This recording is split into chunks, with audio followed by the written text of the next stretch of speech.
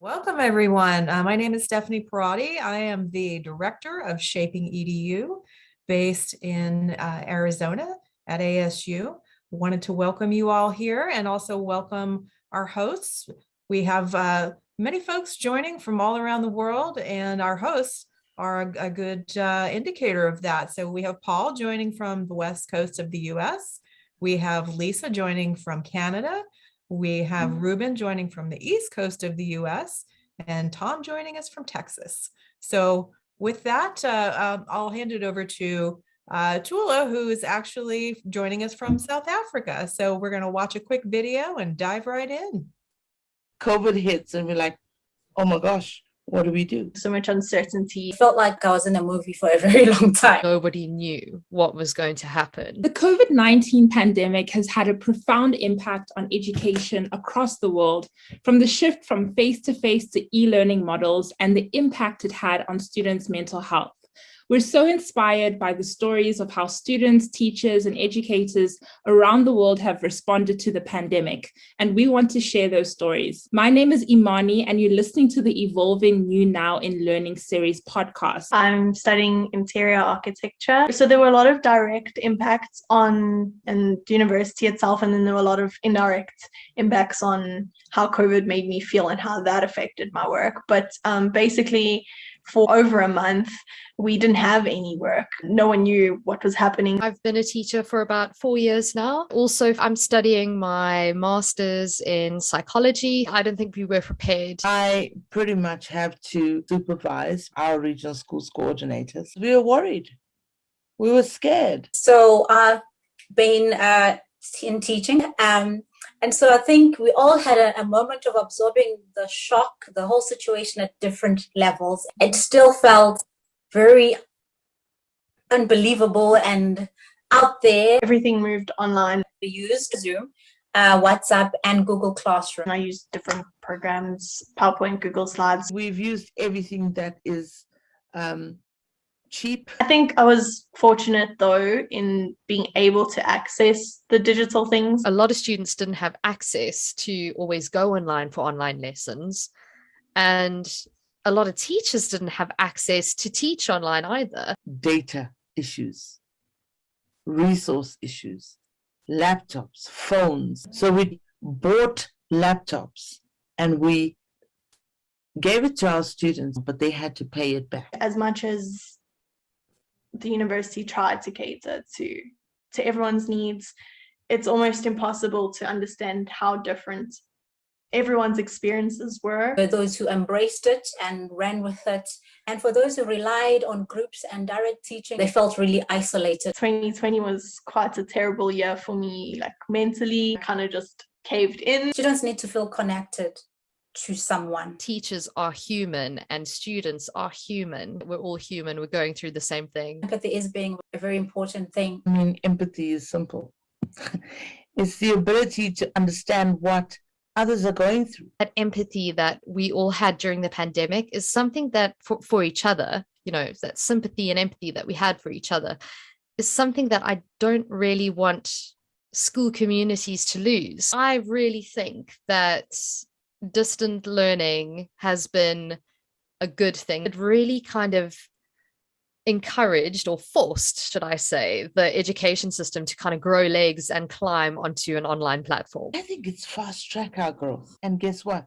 Because of online this accessibility, we can all work together. My name is Tula Dlamini. I'm participating from South Africa. The video you've just seen is compiled by my two daughters, Imani and Mandisa. They are familiar with the stories and have been eavesdropping every time I attend any of the ShapingEDU sessions. Since the last ShapingEDU unconference last year, which I attended and thoroughly enjoyed, what has become clear to me is that the challenges facing education are the same globally. And so are the stories emerging from these challenges. This video you've just seen, though the voices are not yet representative of the entire South African demography, does, however, illustrate the global nature of this challenge. In South Africa, Schools are already open for 22. School staff are excited about the recently announced high school certificate results, which saw an increase in the number of students eligible for university entrance. That is in spite of the COVID-19 pandemic situation, which since March 2020 resulted in a series of lockdown measures in South Africa, in which learners were just not allowed to attend physical school. Talk about grit. The pandemic continues, and as in every year, we have new teachers, new classmates, new things to learn. And in all this, teachers and learners have been so amazing. On behalf of the hardworking colleagues in Africa and the world who are busy changing the world for the better, I would like to thank the ShapingEDU team for the amazing work you are doing to connect all of us. And from the video you've seen, the underlying threads in the voices from South Africa are as follows. There was a concerted effort to ensure that teaching and learning continues, which meant all had to adapt and respond to COVID-19. Based on advice from our health authorities, of course. The debate on the requirement for mandatory vaccination, including booster shots, continues for all school teachers. All agree that hygiene, ventilation, and other health and safety measures are important. But most importantly, empathy for those who have been traumatized by this virus. Some have lost close friends, some have lost relatives. Others just do not have the means to continue their education. Talk of computers, access to the internet, data, and so on. The question arising, however, is whether or not it should become mandatory for students to also vaccinate. If they do not vaccinate, how are events involving other students going to be managed? President Crow, Dr. Gonig, the amazing team at ASU, and all those that I've interacted with in the various sessions that I've attended, the amazing speakers, they've all provided some answers. We need the answers to these questions urgently. And on that note, I would like to thank everyone participating today and hand over to Tom. Thank you.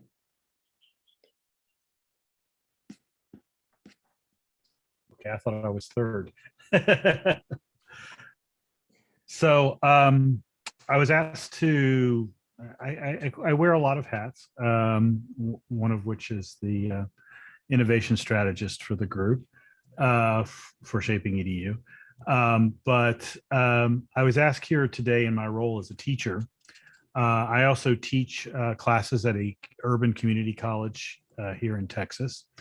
And, you know, one of the things that very quickly became an issue when everything sort of unexpectedly shut down. I think the first semester was probably the hardest, particularly for the students, because they didn't sign up for this. They walked into the semester thinking, oh, well, everything is just like it always is. And then all of a sudden in March, the whole world shut down. And I had to reboot my approach to things very quickly. Now, the good news is that from a technical standpoint, the way that my courses worked, they were already very individualized and student-centric. And so it was kind of a natural evolution in some parts of it, just moving things into the online space. But one of the critical stories I want to tell from this experience that I think is something that is going to stay with my teaching forever is this individualized approach. One of the first things I did is I said, okay, you know what? We can continue on as normal and pretend that everything is the way that it was, and just we're doing this on Zoom instead of doing this in person. Or we can use this as an opportunity to have a conversation about where you are. And I said, that really needs to be a priority for over everything else. And so I set up a series of individual meetings with my students. And listened. You know, the first questions out of my mouth was, where are you on technology? Where are you on connectivity? Can you get to where we are? That is, that provoked a lot of very interesting conversations. I have had students in that class that never would have signed up for an online class. I have students who lack broadband access in the middle of the fourth largest city in the country. I have students who don't have actual devices necessary for that. Now, again, I've always tried to push technology a bit. And so they'd already been using that a bit in the regular class, but I knew where they were coming from. They didn't have the access to the facilities on campus. I mean, when the campuses were open, I could send them to the library and they would have a computer there. And for a long time, they couldn't do that. That is actually the more important thing than the classroom itself, is the fact that they just didn't have the resources to effectively interact with the outside world as an island. They were dependent upon the shoal.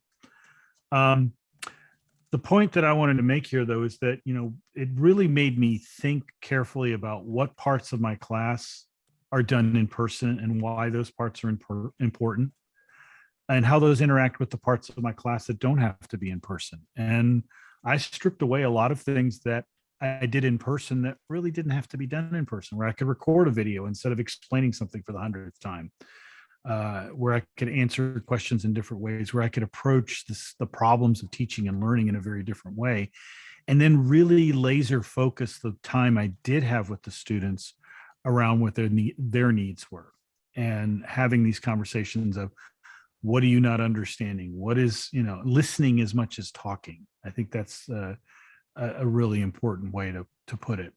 And this is still a feature of my classes to this day. I have yet to teach in person again since the pandemic started. They keep threatening to make us do it, and the students are voting with their feet.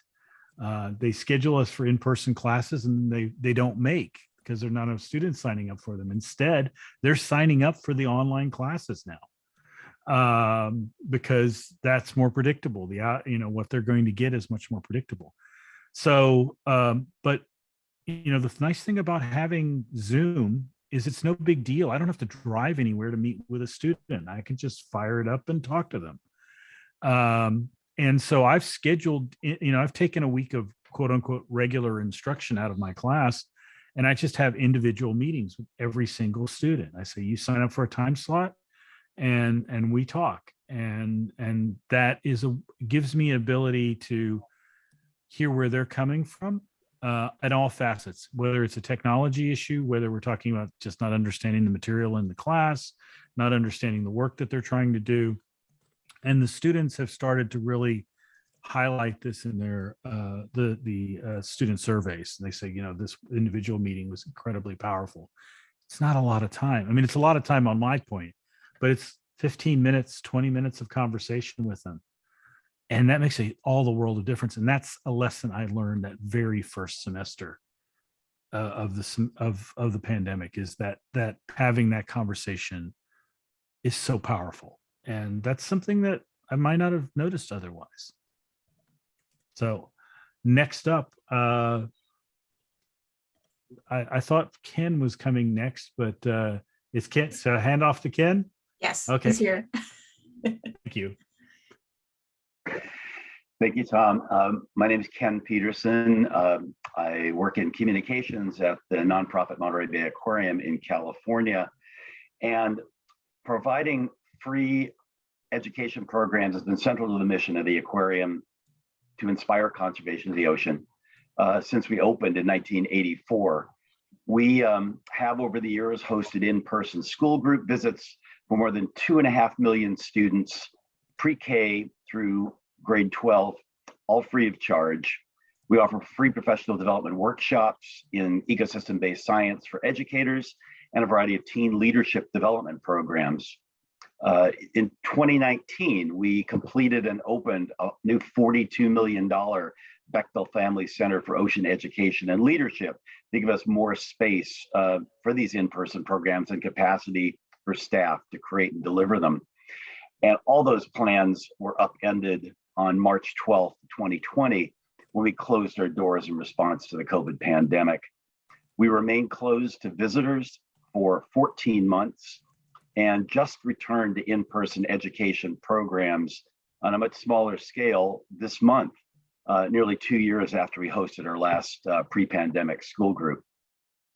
That said, none of this stopped us from reaching kids, teachers, and teens. We made a remarkably fast pivot from in-person to distance learning, expanding the reach of and impact of our programs in ways that we could never have imagined, and in ways that will inform the course of our programs going forward. We were able to do so for several reasons. First, we'd already been exploring ways to reach audiences who couldn't come to the aquarium for in-person programs, specifically kids in hospitals to start with.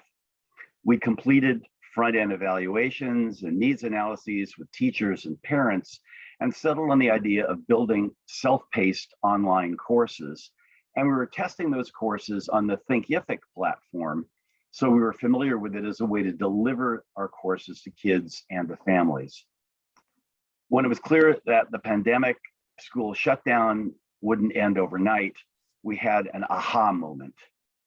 Everybody has a kid in the hospital now. We pivoted to develop courses to serve homebound kids and work at home parents in ways that addressed issues of learning loss for the kids who were out of the classroom, and by creating courses robust and engaging enough that parents and teachers feel good about kids participating. We already had effective curriculum and a teaching approach that worked well in our classrooms. And for the previous 2 years, we'd been using the agile project management approach, similar to what's used to develop tech projects on a fast timeline to create new programs and content. So to fast track our online courses, we created small Scrum teams with a 2-week timeline to ideate, build, and give a final checkout to the courses we were creating. Here's what happened. We closed our doors at the end of the day on March 12th. We rolled out our first online courses less than 3 weeks later on April 1. Within a month, we had 10,000 kids enrolled. Today, we're up to nearly 50,000 enrollments with students in 95 countries and all 50 states. And we're getting a 35 to 40% completion rate, about 10 times higher than for massive open online courses. We're starting to analyze now if that's a legitimate comparison or if it's apples to oranges, but it's impressive nonetheless. A few other points to note. Our courses for younger students are available in both English and Spanish. We incorporate principles that we found effective during in-person classes, notably having a strong presence of an individual teacher on our staff leading each class, delivered in video now rather than in person. We encourage kids to get outside and connect with nature, whether through the window of their urban high-rise apartment or on a city sidewalk, in their backyard, or in a park or a nature reserve. When the courses include craft project elements, we made sure the materials list features items that they can find easily around their homes. Moving forward, we'll continue to develop and release new courses each fall at a pace of about 2 a year. Our latest came out at the end of 2021 in collaboration with code.org. It focuses on the deep sea and is aimed at middle school students. None of this would be possible without an amazing team of educators at the aquarium. Katie Scott, who's our education programs director, I hope is going to join the call later. She wasn't able to deliver this presentation and be with you at the start, but we're fully committed to both in-person and online distance learning moving forward. And thanks for inviting us to share the story.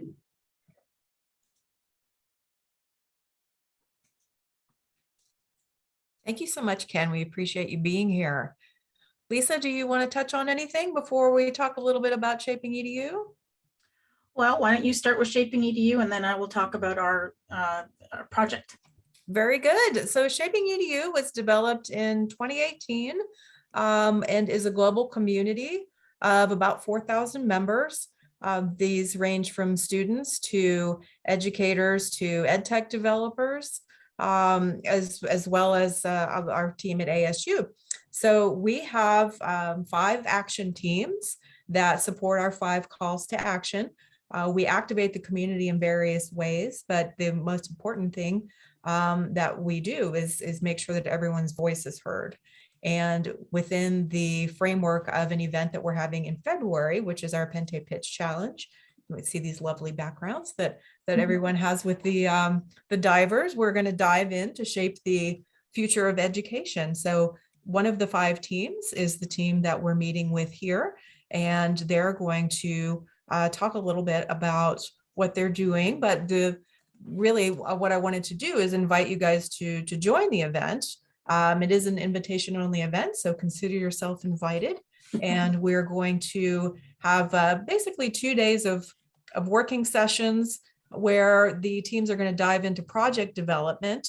And at the end, Shark Tank style, the teams will pitch their project ideas to funders, and that will work. Those projects will happen over the course of the next year. And in 2023, we'll reconvene our group at the Pente Challenge 2023 and talk about all the things that we've accomplished. So really the core component of Shaping EDU is, one, it's community, but also the ability for this community to develop shareable resources to then share back out to the community, to share with their communities of practice. So we really make a global impact based on the participation of the community as a whole.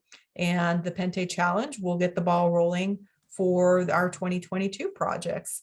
And I'll let Lisa tell you a little bit more about what her and her team are working on. Thanks, Stephanie. The Are We There Yet? Capturing the Evolving New Now and Learning was a project that came out of the Unconference in 2021 in the summer.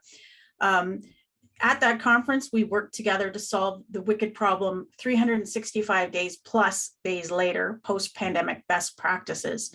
And we were so excited about some of the topics and the thoughts we had around what we wanted to do that we've been meeting every other week since then. And we want to move our project forward to document and share the challenges and solutions that have arisen because of the pandemic. And today we're starting the process with our first actual online session, which you're all here now, which is great. So this is our first event, and we're really looking forward to hearing your stories and to start the project of collecting them. We're going to start with a quick poll to find out what area of education you're currently involved in. We want to see where people are coming from. And you should see a poll question on your screen. Just give it a minute.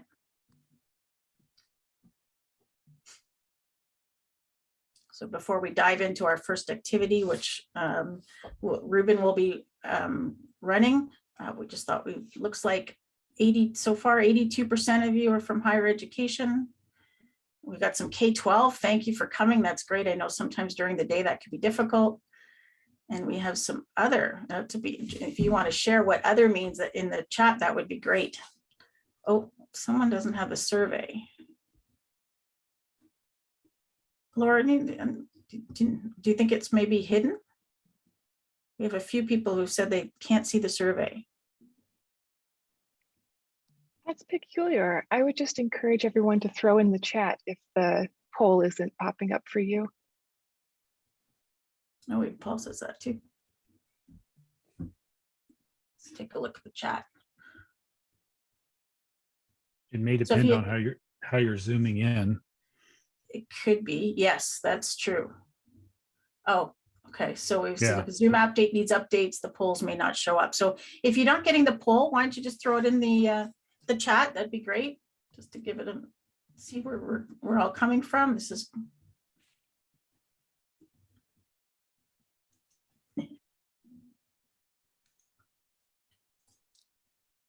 So Lisa, I think within your team, we have folks from the East and West Coast of the US. We know that Fernando came to us from Chile. He put that in the chat earlier. And we have Tula, who's coming from South Africa. Where else do we have people coming from? And I think even in our group, we have we have our K-12, we have, Ruben does a lot of work with the K-12 area.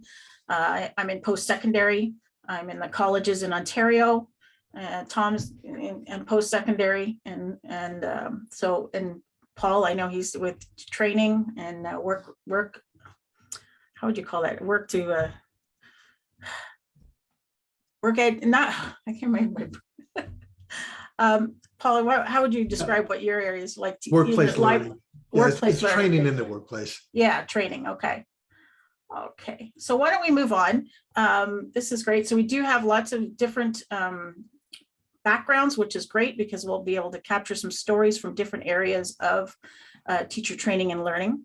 I'm going to pass it over to Ruben because we're going to get our get into the start of starting to collect some stories, and Ruben's got a great activity to get us started.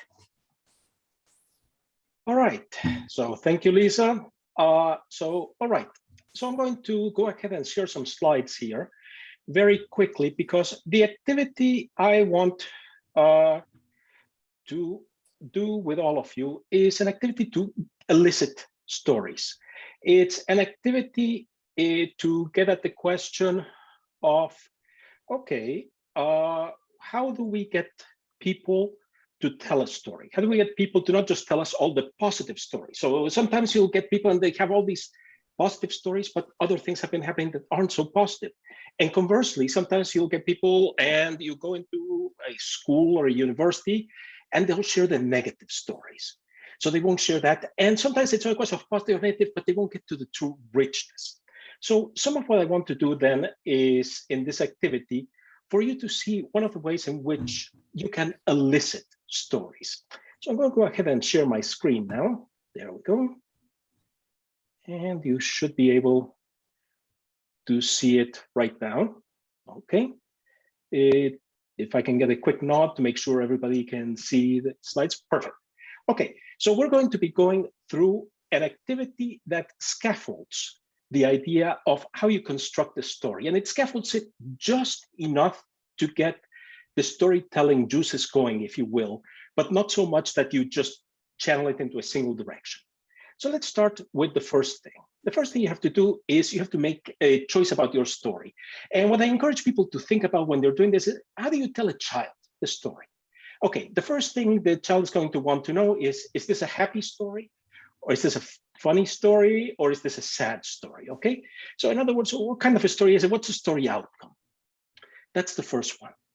And the second one, a child is going to ask about, so who's the story about? Sometimes that's angling for, is it a story about them, right? Do they get to be a player or a protagonist in this story? But aside from that, that's the second story. The second question you should be thinking about in this choice. And the third choice that you want to go through is, so what's the story about, right? And that's the point at which you launch into the story. Now, some people will say, but you've got all the journalistic questions. Yeah, that's too much. This is just enough scaffolding to get things going. So what I'm going to show you now is these three choices can be adapted in many, many different ways for different stories you might elicit. Tula's project is amazing. It's an incredible research project. So what I've done here in what you're about to see is to design these choices with that research project in mind. So the first choice is this one over here. What is the story outcome? And we're going to have two choices, positive or negative. That's it. A very, very simple first choice. That's the first one. What's the second choice? So that was story outcome. The second one was, who is the story about? And again, this is following Tula's research. For another project, you might want to have a different set of who the story is about. But in this case, because of the research project, is about local students, international students, faculty, staff. Essentially, as you see me going through this, you'll see that I'm putting little icon fragments on screen. Part of what you're going to do is you're going to build an icon that represents the overall type of story that you're telling. So this is the second choice. Who's it about? Local students, international students, faculty, staff. And the third choice is, what's the story about? And we're going to have 6 choices here. So the first 3 is it an actual, something that actually happened, a learning result, a learning outcome, something that happened with student learning, teacher learning, etc. An experience that's not just about learning, or something that involved the community overall, a change in the community, an activity of the community, etc. Was this actual? Or the other possibility is, Was it a possible one? Something that didn't happen, but you'd like to see happen, or you think could have happened, or if you do something else, might happen. So these are the three choices. As I said before, first one is what's the story outcome? The second one is who's it about? The third one is what is the story about? So now you're going to be able to, in just a second, when we break out into breakout rooms, create a story icon. And it's very simple. You're going to just take a blank slide. Then you're going to say, well, what is the story about? And you're going to choose one of the colors that represents those choices. You copy the icon background shape, you paste it into your new slide. Then you say, well, if it's positive, you leave it the way it is. If it's negative, you flip it upside down, so it indicates a direction. And finally, you choose the icon saying, who is this about? You copy it and you paste it on top of the background shape. And now you have an icon for your story. So for instance, this would be an icon for an actual learning story about faculty with a positive outcome. I won't get to the actual activity, so I'm not going to spend a lot of time on design, but I will say one thing very quickly. Everything here is designed for accessibility. What that means is the colors have been chosen, so somebody who is colorblind will still see this as a distinct palette with cool colors and warm colors equivalent in the two different sets, and they will be able to tell the difference among them. And for somebody who cannot see the screen, you have already a description that if I were using this icon on a web page or in a document, I would have this as an alternative text so they can be read. So this is something that I try to encourage people to do in terms of making sure that whatever you're creating is not a story that's only accessible to some people, but can be accessible to anybody. All right, so far so good. We've got our icon, but now we're going to tell the story. And to do this, we're going to use an approach that's called a story spine approach. And this was originally developed by Ken Adams when he was working on how to improvise a full-length play, but it's also been used by multiple people all over the place. I've used it for many years in research. I'm told it's used at Pixar. It's used in different types of contexts. And it's a very simple approach to saying, can you scaffold, again, just enough of a basic story, a story spine, so that you can tell a whole story. So you start with once upon a time. All good stories, particularly for children, begin like that, right? That tells you what yourself. Then every day describes something habitual. But one day, something changes, and you say what changes. Because of that change, something happens. And because of that, something happened in response to that change. And because of that, something else happens. And maybe that other that is both to response to a change and to that first thing. But you have that sequence until finally some type of new state or new resolution is achieved. And ever since then, things happen in a different way. Now, many stories are more complex than this. Many stories have more nuance, etc. But remember, this is an exercise to get those storytelling juices flowing. So you create the icon to help you shape your ideas around what's this type of story going to be. And then you actually tell the story. So this is what you're going to do now. You're going to go into breakout rooms. You're going to go in groups of people. And I'm looking, I think we're going to have, let me see, how many participants do we have here? I think we can do 8 rooms. So let's go ahead and do 8 rooms. You're all going to have access to the template. If we put in the chat the URL, Laura, I'll let you. There you go. So you have it. Thank you very much. So you have that URL there. And just in case somebody is looking for a slightly easier to use version, this should also work. So let me get you this as a second option for this. All right, so there you go. That should also give you the URL. And by the way, for those of you who are curious, of course, templates, slides, etc., will remain available after this session. So at this point, let me stop sharing my screen then. Oh, by the way, for everybody who wants to contact me, that's my usual contact information, but let me stop sharing now. There we go. And all right. So at this point, I think we're ready to go to breakout rooms. All right, so I think everybody is back. So welcome back, everybody. Thank you for participating in the activity. I really appreciate the time you've taken to think about this. I did a quick tour of the rooms to see where everybody was at, and it sounded like there are some really great stories being told. So let me turn the stage over to you. What I'd like to do is just go through the rooms and give you a chance to briefly report out on your story. So let's take it away. Let's see, who was room number 1?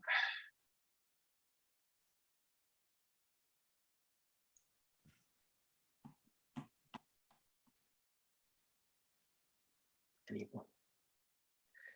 Any volunteers from? Okay, Trisha's trying to talk. She was muted, so let's go back to Patricia. So sorry. Yeah, we ate up our time collaborating and haven't copied our slides to the main slide deck, so please forgive me. Hi, but I can share what we've done. We had 2 people in our group of 4 who had a similar story, and that was a real gift. So I can share ours if that's okay. And where is this little friend? And please forgive me, I call everything in Google Drive my little friend. And so if you keep hearing me refer to a friend, it's that one and not you guys. So what we chose to tell was an international focused positive story. And so I love the template. I guess I should just be meta for a minute and say that. And but our title is Pandemic Pivot for Global Access. And excuse me. And and please forgive me, random timers are going off, et cetera.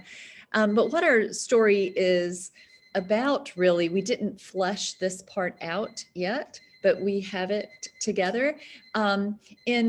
In the cases of our institutions, the story that we would like to tell really are that in the before time, our institutions had programs and services that ran in a way that was conditioned on our access to face-to-face students and facilities.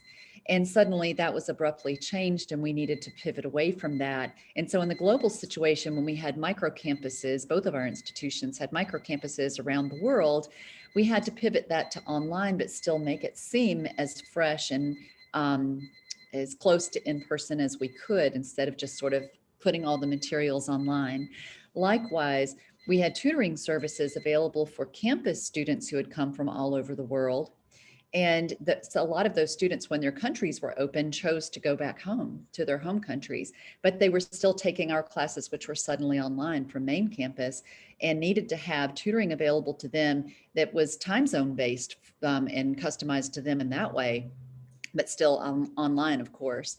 And so we chose to pivot in a way that put the students first. And the reason that we have colors from, and I'll pivot back to that slide, colors from both our lived experience deck or those options and the possibilities slide and those options is that we pivoted when the need was there, but now there's the different set of possibilities because we've conditioned the expectations of our learners at the different sites and on campus, even if they're coming back. Now they think, time zone tutoring, that's cool. Ooh, the hybrid situation, or, having this different intensive online situation. We like that, even as we would like to, for our learners to come back to campus.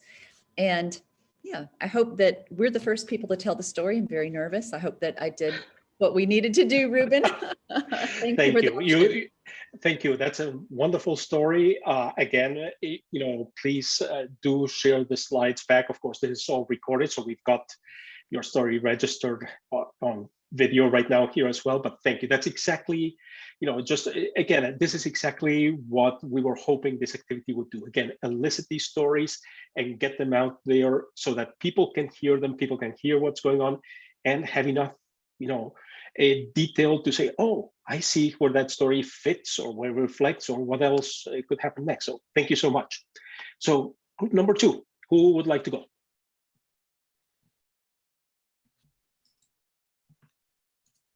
It's me. We only had a chance to document my story. So my story, do you have the slides, Tom? Tom did a great job at following the spine structure. I put them back into the master. I copied them back over to the master document. So if you click on the link that Laura dropped in, the last one, I think it should take you there. Or so the story is, or Ruben could share the. Yeah, I can see it actually. Okay, so once upon a time, we have faculty teaching the same way they've been teaching, and Tom added 1800s. And so every day they walk into the class and they deliver their knowledge. But then one day they were asked to teach. We had Tom right here. But one day class one became the C vector. That was Tom's creativity there. And because of that, then they were asked to teach online. And because of that, then an institution, which is the Inter-American Development Bank, that offers training to and courses to faculty in the entire region, they were forced with the challenge of how to go about providing a quick response so that teachers will be able to sort of pivot quickly to this remote sort of emergency instruction. And because of that, then I suggested then created a sort of only 1 week boot camp, not longer than that, that will help faculty at least rescue the essence to be able to migrate to the sort of this emergency teaching. And because of that, rather than the expectation of having like at least 100 teachers request to be enrolled in this free seminar or boot camp, they received 3,000 applications and they had to repeat it several times during the year. But and then until finally, sort of teachers, actually the big lessons was sort of for teachers to focus their attention on their learners, as opposed to being scared about the technology and about the shift in modality. And ever since, I suppose, they're being able to focus more again on pedagogy rather than and having an impact even back into their whenever they have the face-to-face interactions as well. But the big lessons really was another big lesson was that realizing that, for example, the common practice that we have in the US of building syllabus with very detailed outcomes and all that, realize that that's not a common practice. And that was the good start to be able to develop a document following actually a template that was provided to them to structure their courses and identify resources that already they had available at hand. Wonderful. Thank you. And again, thank you for sharing the story, but also this to me is a perfect example of the type of takeaways that you can have from this type of story. Just listening to you, I'm thinking about, okay, I'd love to follow up with you, for instance, on aspects of how did you set up, this type of workshop context, where having these templates to work from work more specifically. So this is why, as I say, even as simple a story spine as this gives you a great point of departure. So thank you. Sure. I'll share on the chat actual link that I described some of that on my website. Please. So I'll share it with you. Wonderful. Thank you. Group number 3, who would like to go?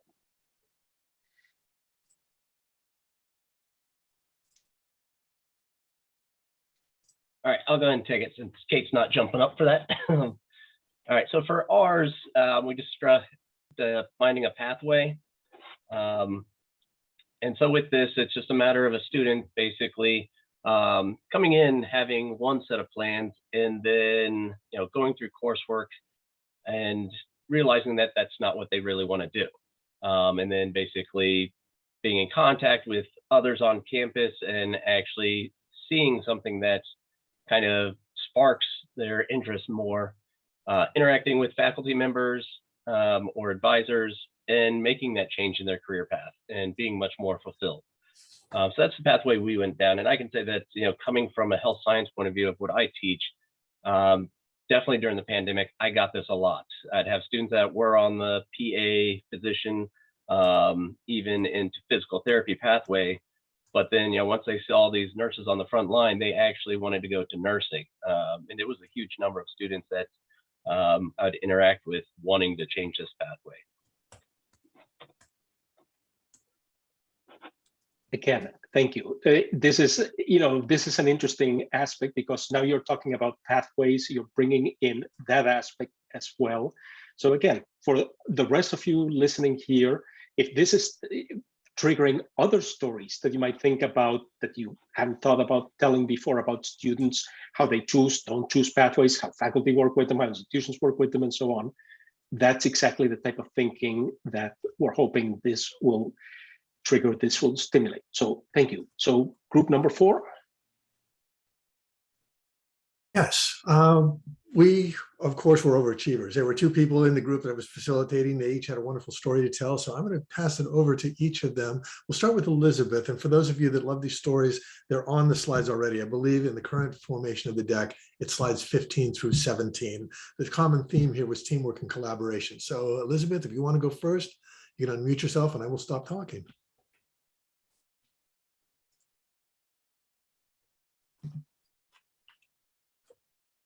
I think you're still muted, Elizabeth.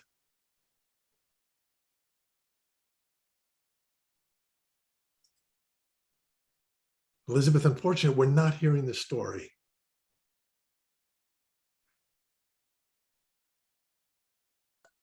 Wonderful. Go ahead and start over. Not a problem. I think my cat stepped on the thing. All right, let me start again. Thanks. Once upon a time, there was an unruly class. Every day, the students cheated on their quizzes because the room was tiered and it was easy. But one day, we were told we had to leave school and learn online. This was new to all of us, and we were all freaking out. Because of that, there were some big bumps. But because each kid was at home, they could not see their friends' papers. And because of that, they had to own their work. They tried to cheat, but it just slowed them down. It forced them to actually look at the books until finally they got it. It was their work. They were responsible for their work and their career. They were preparing, and the career they were preparing for. Even if we weren't on campus, they could learn. And ever since then, they learned to trust themselves. Thank you so much. Sarah, you're up. I'm going to preface this with, this is actually one of my faculty I work with, their story, not actually my class. So once upon a time, a face-to-face class was meeting on campus. Every day the class met with the instructor, listened to the lecture, and solved math problems. But one day the COVID-19 pandemic switched them quite abruptly to the online synchronous format. Because of that, students and instructor alike had to learn new technologies and new ways to teach and learn. Because of that, the instructor and the students spent time troubleshooting the technology and finding ways to reinvent their class. Because of that, the instructor and students started working together to construct active class experiences on Zoom. Until finally the class was completed, and students and instructor alike looked hopefully to the following fall to see what it would look like. And ever since then, the instructor took the parts that worked for his class and brought them into the next class sessions. Back to you, Ruben. Thank you so much, Sarah. So thank you both. Those are both great stories. And again, I do want to keep coming back to thinking about these as stories unto themselves that people have shared with you, but also think of them as points of departure. Is this helping you think about the stories you might tell? Is this helping you bring to the foreground of your mind, new approaches or new ways of looking at the stories you might tell? So let's go on to the next group. So group number 5. Hey, Ruben, thanks. So actually, we had a group of 3 members, which was me, Bhanu, and Kim and Kate. So Kim and Kate had to leave the meeting for some reasons because they had a call. So our story revolves around a positive change occurred in a faculty training process. So we named it as teaching the teacher to use tech. So the process revolves around how, how Kim is using a teaching process to make teachers understand the new technology being used in Africa. So we made a little storyline. It goes like this. Once upon a time, there were faculty who were happy teaching face-to-face to their students. Every day and all day, they taught their students and saw their faces. But one day, a crisis struck. Because of that, their whole world changed. And because of that, they had to learn new teaching methods, and because of that, they had to learn new technologies. Until finally, they were able to master these technologies to support learning. And ever since then, it's a happy virtual world of learning.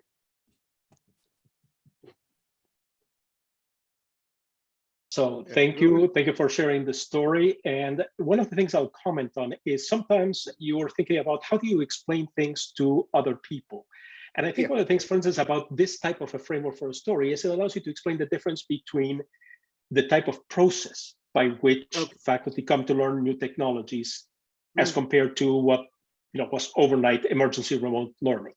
So again, sometimes that nuance that I've seen sometimes unfortunately get lost in press stories and so on comes through when you're looking at stories like this. So thank you. All right, group number 6. Hi, that's me. I hope you guys can hear me. So we didn't pick one story from the 3 of us. We sort of put all of our experience together and sort of chose a story and made it up as we went along. So this was about improving human connection. Once upon a time, in a community far away, every day the community went about their business. But one day, an evil virus struck. And because of that, life came to a standstill. And because of that, they became isolated. And because of that, they learned new ways of connecting. Because of that, new ways of connecting was created. Until finally, people were able to do amazing things connecting in new ways. And ever since then, people have learned to appreciate and value the use of technology to keep us connected, even when in person isn't possible. That was our story. Perfect, thank you. And a quick aside on this point. Some people, when I was going through the rooms, asked me about this individual stories versus collective stories. And I find that story spines that become collective, you can say, well, it's not any individual story. In a sense, is it a fictive story? Sometimes it's a question of coming together in a story about a community. And that's also a perfectly valid way to tell stories, also a perfectly valid way to, share the experiences. So, all right, let's move on to group number 7.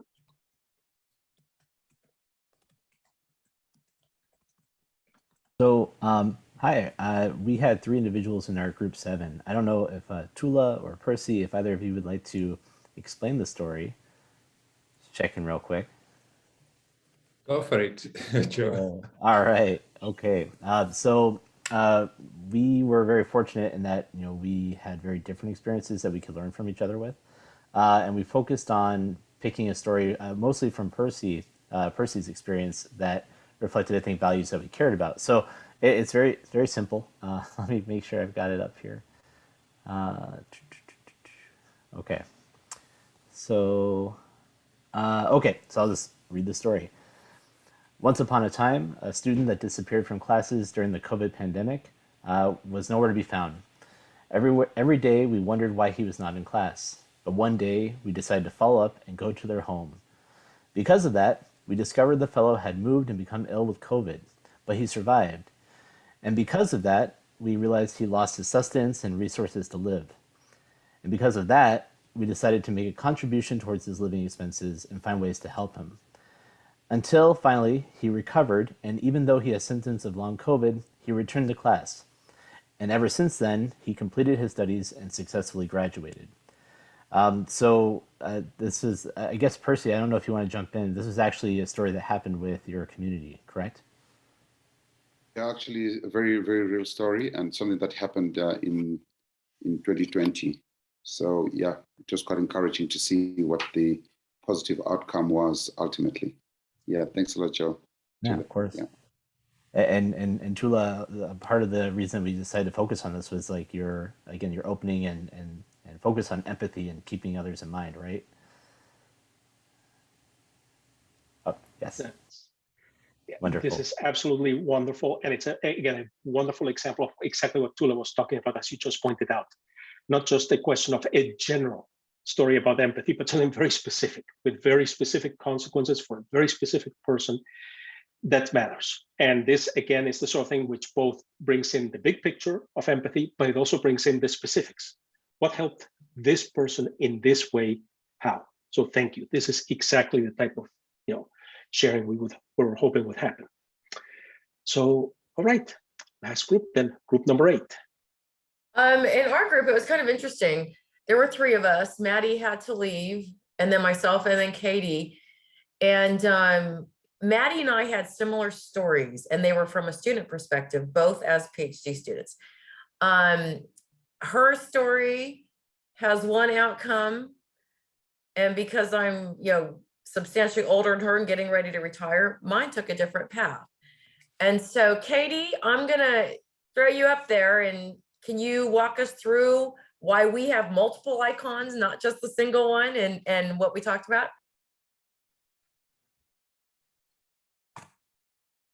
Chris, there's a note in chat from, okay, so Katie is going, she was saying she's having, her voice is almost gone. Yeah, my voice is gone. Oh, if you want me to do it, I will, but.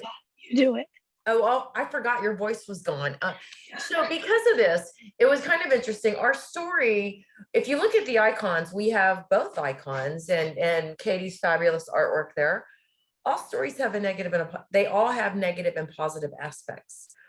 And so the story, even though our paths ended up differently, there were positive things that came out of it. So the story is, once upon a time, there was a PhD student. Every day, they ardently worked on their exam to stay on track. But one day, they found the system marked them as not being on track.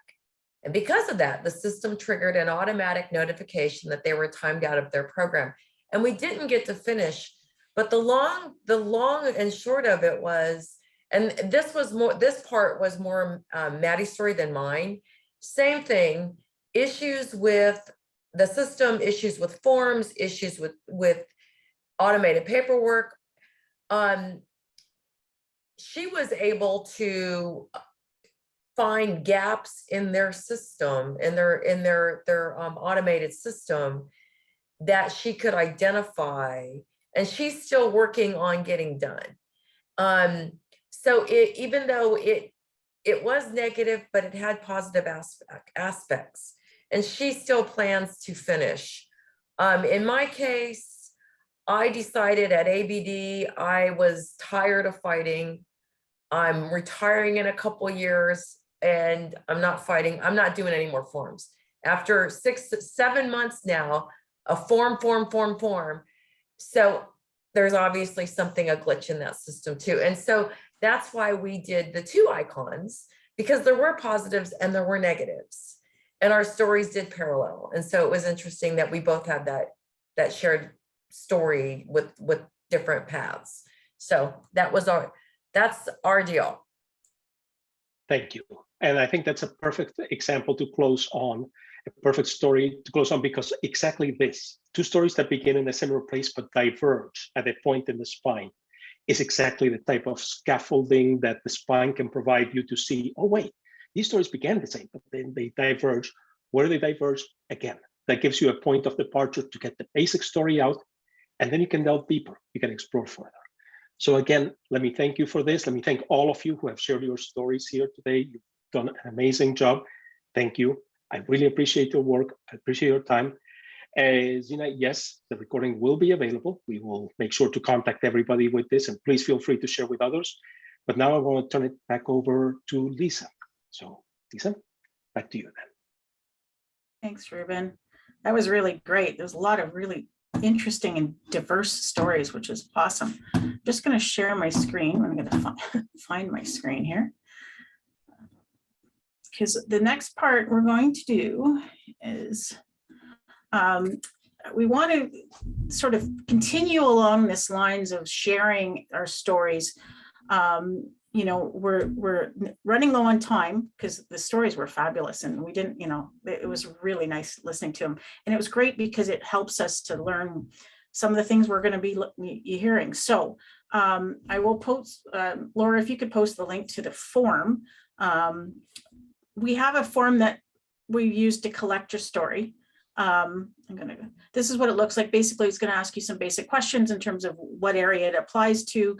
The goal of this is to collect the stories and then start sorting them in a way that's useful to you. So if you're in higher education, you'll look for higher education, things like that. And what area. We've put in some general areas of teaching, training, learning that you might apply to, but there might be others. So please feel free to add that. The other thing we want to do is, it might be easier for you to share your story the way we've seen today, verbally, or you might be fine typing it out, or you might want to do both. So we want to give you that choice. If you have any, you want to give us a general short version in the written, and then you want to meet with Paul or I to share, through video, your story, that would be great. And basically, so that's just the text submission and then who you want the story attributed to. So what I thought, rather than going into a breakout room, the Google Doc is there if you want to take a few minutes and add that in, or if you'd like to share your story or ask questions now, we'd love to hear them, because we've got some time to hear some more. If you'd like to share, so we're going to stop that share. If you'd like to share your story now, that would be great, because we're capturing this now in the Zoom meeting. Or if you have any questions, please feel free to just unmute and share. Lisa, I'll share a story real quick. This is a personal story for me. When we jumped into the pandemic, I think that one of the richness of the stories is that there are multiple aspects of the stories. For example, I have one daughter who teaches for Maryland online. She was an art teacher in a school, but she had 2 little children. And so her story was all these different aspects that she had to balance. With my story, when the pandemic hit, I had custody of 2 grandchildren who were, due to trauma, they had lots of issues. The schools closed, and all of a sudden, my kids are in their 30s, and I have these 2 children that I need to parent, but I also have to do my job helping our campus shift. My department is online education, so we were very active in helping the faculty learn how to go remote in their teaching. Balancing that, and my story is not unique in any way. So how we balanced that, how we were successful, how we were able to serve the needs of the campus community in my professional capacity, but also be, Oma mom to 2 kids with traumatic issues. One of them was pre-K, and so, but it worked. We all pulled together. Our campus pulled together. We started meeting every week, that we never, felt that disconnected initially. At first, I set up a meeting with the entire staff every day for 15 minutes, just a stand-up meeting. We stayed connected.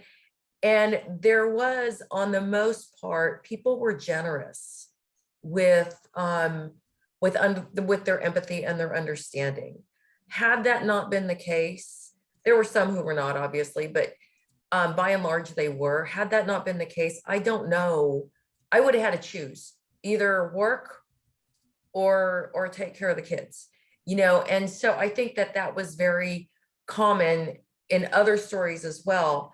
Those around us, even if they were not living, we were all in a storm. I felt like many times like I was in a kayak and somebody else was in a yacht, but we shared the empathy and understanding and the generosity. And I think that was key to getting us all through it. So that's my story. Thanks, Chris. You brought up a lot of good points, and there's so many different aspects to how people got through, whether you were a parent of a child doing the online learning and you were like grade 1, or you're the teacher trying to teach the grade 1s.